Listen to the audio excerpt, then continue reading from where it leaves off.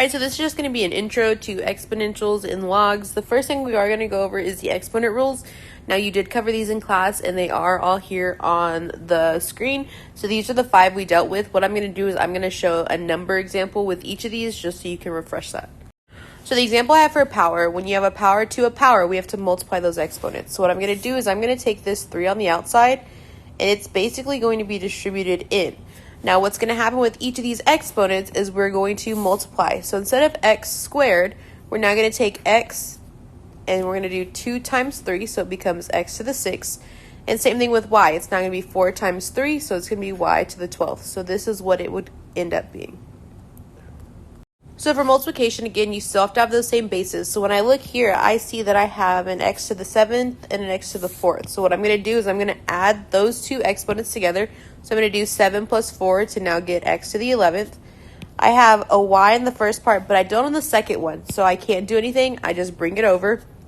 And same thing, I also have this z to the 8th here, but there's not another z to combine it with. So it also just comes over as z to the 8th. And this is your final answer. Quotient is when we take things with the same bases and we subtract the exponents. So first I have this x to the 4th. There's nothing else on the bottom, so that has an x, so I am going to carry it over and I leave it untouched. But I have this y to the 5th and y to the 3rd. They have the same base, so I'm going to subtract those exponents, 5 minus 3, and it's going to give me a 2. So my final answer is x to the 4th y squared.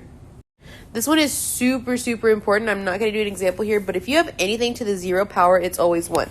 You need to be super careful like on your tests or assignments, and there's going to be problems that are in parentheses like this, and they're really nasty on the inside, but they have a 0 exponent on the outside.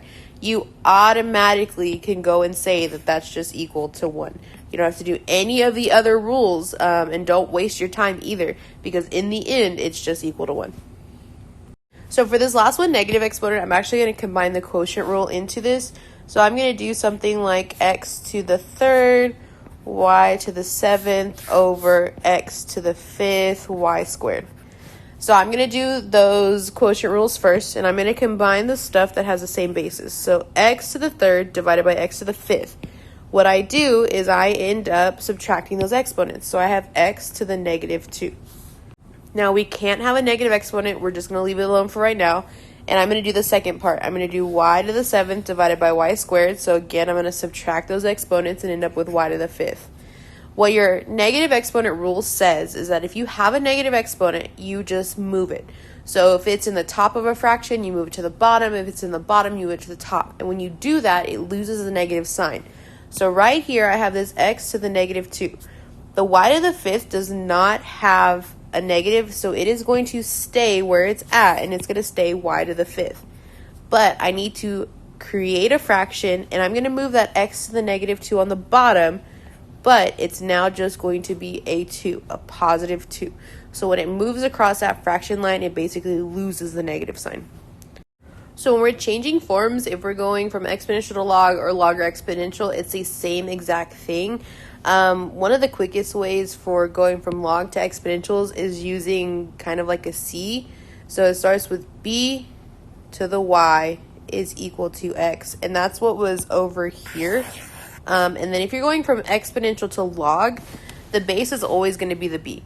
And it's kind of hard to remember where the y and the x go. I just remember it as if over here in the exponential, it's touching. So b and y are touching here. They cannot be touching in the log. That's why b is touching x here. So it just takes a little bit of practice, but you do need to know how to go between both forms. All right, so there are 4 steps we're going to use when we're solving exponentials, and that's what we're getting into now, and it starts to get a little bit harder. So we're going to make sure all the pieces have the same base. So in order to solve exponentials, they all need to have the same base. So they're all 2s, they're all 5s, they're all 10s. So you may have to convert some things. Step 2, you're then going to use those exponent rules that we talked about and make it so that there's only one base on each side. We cannot have multiple on each side. Once you've done that, you're then going to drop the bases and set the exponents equal to each other and finally start solving. So the first example here I want to first ask myself, do they have the same base? So I'm going to go and color the base. So both bases are 6. So every piece here has the same base. So we're good. The next step says we should only have one base per side, and we do here. So once we have that, we get to drop those bases and bring down the exponents. So I have 3x minus 2 is equal to 2x. Step 4 says we now just start solving like usual. So I'm going to subtract 3x from both sides. Cancels out here. So I get negative 2 equals negative x. I divide both sides by a negative 1 to get x equals 2. And you're done with this problem. Now, example 2, I have 3 to the x minus 4 is equal to 9 to the x plus 28. So I'm going to go and I'm going to circle or underline any bases I have. When I look, I have one base of 3 and one base of 9. They are not the same base, so I do have to do some changing. So I can't turn 3 into a base of 9. 9 to the first is still 9. So I leave 3 as 3 to the x minus 4, but I can turn 9 into 3. And the way I do that is instead of 9, I have 3 squared. You have to use parentheses here. And I have to bring that down that original exponent of x plus 28.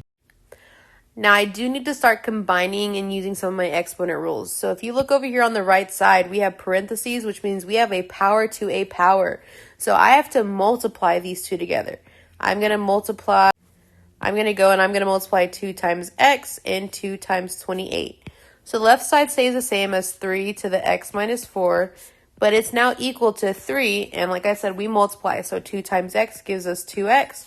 Plus 2 times 28 gives us 56. I'm going to check my bases again. I have 3 here, 3 here. All pieces have the same base. There's also only one base on each side, so I can now drop those bases. I end up with x minus 4 equals 2x plus 56, and I can start solving. When I do this, I subtract an x from one side, so 4 is equal to x plus 56. Subtract 56 from both sides. So I find out here that x is equal to negative 60. Now the last example we're going to do in this one, remember there's practice, the reviews, the practice test I'm going to give you as well, is a little bit harder than the last two that we've done. So just like usual, I'm going to underline, circle my bases, so I have them here. Now one of my bases is 36 and one is a fraction, which is 1 over 6. What I'm going to do first is change my fraction. So I'm going to have 36 to the negative 3n plus 2. So I didn't do anything with that, but I'm going to change this fraction. Remember that 6 doesn't have an exponent, but it is a 1. And we have that negative exponent rule. I want to get rid of the fraction, so I'm going to bring it up, but I'm going to add a negative with the exponent. I now need to either turn 36 into 6 or 6 into 36. I need those bases to be the same. What I'm going to do is turn 36 into 6 squared because 6 times 6 is 36. It still has that negative 3n plus 2 on the outside. And then also I still have 6 to the negative 1. I'm going to combine my two exponents here. I'm going to multiply 2 times negative 3 and times 2. So I end up with 6 to the negative 6n plus 4 is equal to 6 to the negative 1. We need to check bases again. So I do have the same bases everywhere. I do have one base on each side, so I am now going to drop my bases and solve. When I drop that, I get negative 6n plus 4 is equal to negative 1. I'm going to subtract 4 from both sides, so negative 6n is equal to negative 5. And then divide both sides by negative 6. So n is equal to positive 5 over 6. Remember, negative 5 divided by negative 6 turns it into a positive.